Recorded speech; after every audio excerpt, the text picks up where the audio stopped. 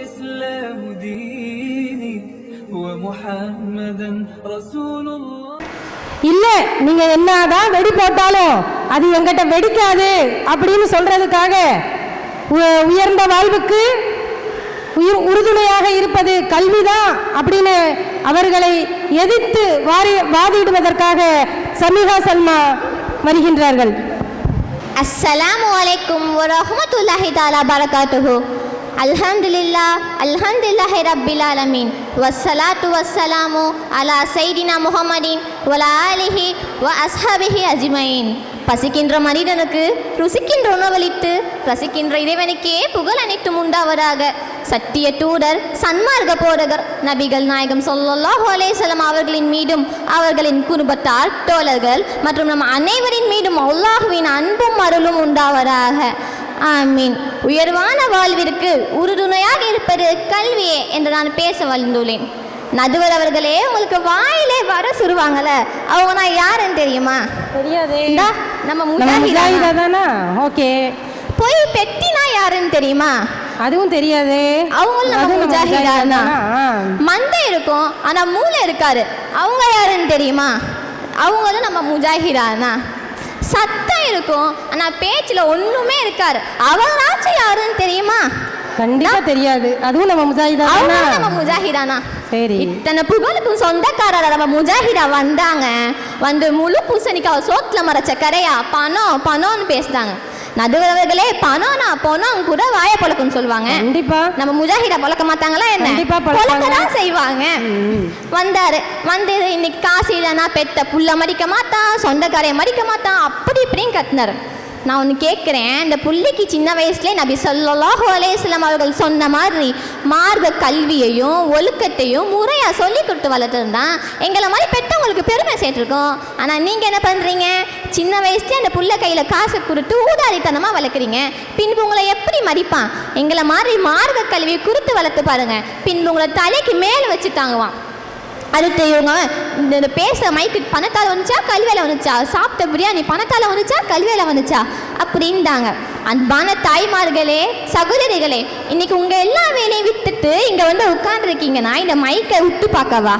இல்லையே, எங்களை மாதிரி மதரசா மாணவிகளோட கல்வியையும் அறிவையும் பார்த்து புரிப்படைவதற்கு தானே வந்திருக்கீங்க.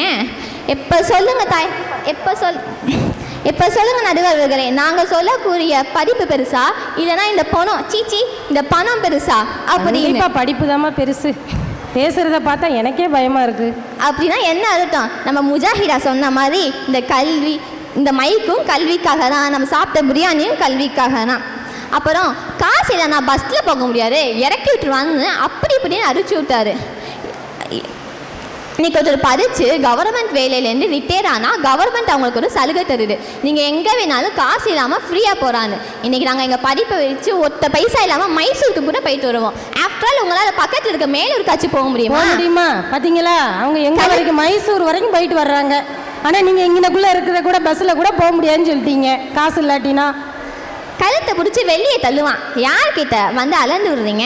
அத்தனை முஜாஹிதா சொன்னாங்க, இப்போ இல்லைனா பெத்த சந்து சோறு போடுறது இல்லை, பென்ஷன் தான் சோறு போடுறது. பென்ஷன் உங்களுக்கு எப்படிங்க வரும்? சும்மா வீட்டில் படிக்காமல் இருந்தால் வந்துருமா? நல்லா படித்து கவர்மெண்ட் வேலையிலேருந்து ரிட்டையர் ஆனால் வரும். அப்படின்னா என்ன அர்த்தம்? கடைசி காலத்தில் நம்மளுக்குன்னு யாரும் இல்லைன்னா கூட பரவாயில்ல, நம்ம படிப்பு நம்மளுக்கு இருக்கும் தானே அர்த்தம். நடுவர்களே, இப்படி நம்ம முஜாஹிதா வந்து வாய்க்கு வந்ததுன்னா ஒலரிட்டு போயிட்டாங்க. நான் முஜாஹிதா பற்றி சொன்னால் நைட்டு ஆயிடும், நான் சொல்லிக்கிட்டே இருப்பேன். வேணாம் அவ்வளோ நேரம் சொன்னால் எங்களால் கேட்க முடியாது. சும்மா முக்கியமானது சார், நான் விஷயத்துக்கு வரேன். அன்பான நடுவர் அவர்களே, இன்னைக்கு உங்கள் கல்வியே தேவையில்லை, பணம் மட்டுமே போருன்னு பேச வந்துருக்காங்க. ஆனால் இன்னைக்கு ஒரு அரபு நாட்டிற்கு போகிறதாலும் கல்வி தேவை, ஒரு அரசாங்க வேலைக்கு போகிறதாலும் கல்வி தேவை.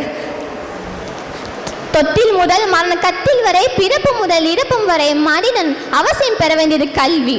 கற்கை நன்றே பிச்சை புகினும் கற்கை நன்றே. காசு இல்லையா, நீ பிச்சை எடுத்தாச்சு படி அப்படின்னு நம்ம முன்னோர்கள் வலியுறுத்துறாங்களே. எனவே கல்வி சிறந்ததா பணம் சிறந்ததா? உலக திருமறையாம் அல்லாஹ் குரானில் இறக்கிய முதல் வார்த்தையே இக்ரா, படி, ஓதுவீர்கள் தானே. எனவே கல்வி சிறந்ததா பணம் சிறந்ததா? அது மட்டுமா? நபி ஸல்லல்லாஹு அலைஹி வஸல்லம் அவர்களை பார்த்து அல்லாஹ் குரான்ல என்ன சொன்னா? நபியே, கல்வி இன்னும் அதிகமாகாதா என்று என்னிடம் கேளுங்கள் அப்படின்னு நான் சொன்னா. எனவே கல்வி சிறந்ததா பணம் சிறந்ததா? நடுவர்களே, ஒருத்தவருக்கு நம்ம கல்வி கிடைத்து விட்டால் மற்ற எல்லாமே தானாகவே கிடைத்துவிடும். ஹசரத் சுலைமானிடம் அல்லாஹ் என்ன கேட்டான்? நபியே, உங்களுக்கு அறிவு வேண்டுமா அதிகாரம் வேண்டுமான்னு கேட்டான். ஆனா நம்ம ஆளுகிட்ட கேட்டா அதிகாரம் தான் வேணும்பாங்க, அதிகாரம் தான் வேணும்னு சொல்லுவாங்க. ஆனா சுலைமான் நபி அறிவு தான் வேணும்னு சொன்னாங்க. அதற்கு அல்லாஹ், நீங்க அறிவை தேர்ந்தெடுத்த காரணத்தால் அறிவையும் வச்சுக்கோங்க அதிகாரத்தையும் வச்சுக்கோங்க அப்படின்னு சொன்னா. எப்ப சொல்லுங்க நடுவர் அவர்களே, நாங்க சொல்லக்கூடிய படிப்பு பெருசா, இந்த பேராசை பிடித்த பணக்காரங்களோட பணம் பெருசா? ஹஜ்ரத் சுலைமான் நபியும் கூட அவங்க கல்வி அறிவு மூலமாக தானே சிம்மாசனத்தை அடைஞ்சாங்க. ஆரம்பத்தில் செய்யாத ஒரு தப்பிற்காக சிறையில் இருந்த போது அரசர் கண்ட கனவிற்கு யாரும் விளக்கம் சொல்லாத போது தன் படிப்பின் அறிவின் மூலமாக அதுக்கு விளக்கம் சொல்லி விடுதலையும் பெற்றாங்க, சிம்மாசனத்தையும் பிடிச்சாங்க. இப்படி படிப்பு தான் உயர்ந்தது என்று நான் அடுக்கடுக்கான ஆதாரங்கள் கூறுவேன். அதே போல பணம் மனிதனுக்கு நாசத்தை ஏற்படுத்தும், அழிவில் கொண்டு போய் தான் நிறுத்தும் என்பதற்கு நம் காரூனுடைய வாழ்க்கையை பார்த்தாலே போறோம். அவனுடைய விரிந்த சொத்துக்கள் தான் அவன் அழிவுக்கே காரணமாக இருந்துச்சு. நடுவர்களே, இனியா நம்ம அந்த டீம்லேருந்து அடுத்த பேச வருவாங்கன்னு நினைக்கிறீங்க? கண்டிப்பாக வரமாட்டாங்க. அடுத்த பேச வர ஜெசிலா மந்தியில் மூளைன்னு ஒன்று இருந்தான், அந்த மூளையில் அறிவுன்னு ஒன்று இருந்தான், துண்டக்காதான் துணியக்காதான் ஓடுவாங்களே தவிர கண்டிப்பாக அடுத்த பேச வரமாட்டாங்க. நடுவர் அவர்களே, உலகத்தில் சிறந்தவர்கள் எல்லாம் கல்வியை கொண்டுதான் சிறந்தார்கள், வெற்றி பெற்றவர்கள் எல்லாம் கல்வியை கொண்டுதான் வெற்றி பெற்றார்கள், சாதித்தவர்கள் எல்லாம் கல்வி கொண்டுதான் சாதித்தார்கள். எனவே உறுதுணையான வாழ்விற்கு உயர்வான வாழ்விற்கு உறுதுணையாக இருப்பது கல்வியே கல்வியே என்று கூறி இத்தோடு எங்கள் வேக முடியவில்லை. அடுத்து என் தோழி ஆபினா வருவாள், அறிவு கண்ணைகளை அள்ளி வீசுவாள், காத்தீர்கள் என கூறி விடைபெறுகின்றேன். அஸ்ஸலாமு அலைக்கும் வரஹ்மத்துல்லாஹி வபரகாத்துஹு. மாஷா அல்லாஹ், அல்லாஹ் அக்பர். என்னம்மா ஒரு பேச்சு! என்னம்மா இவங்க பேசும்போது செல்வம் தான் பெருசுன்னு நினைச்சோம், இப்போ இவங்க பேசுனதை பார்த்தா செல்வம்லாம் வேஸ்ட்டு, கல்வி தான் பெஸ்ட்டு அப்படின்னு யோசிக்க வச்சுட்டாங்க. சரி, இதுக்கு எதிராக பேசுறதுக்கும் ஒரு ஆள் இருக்காங்க.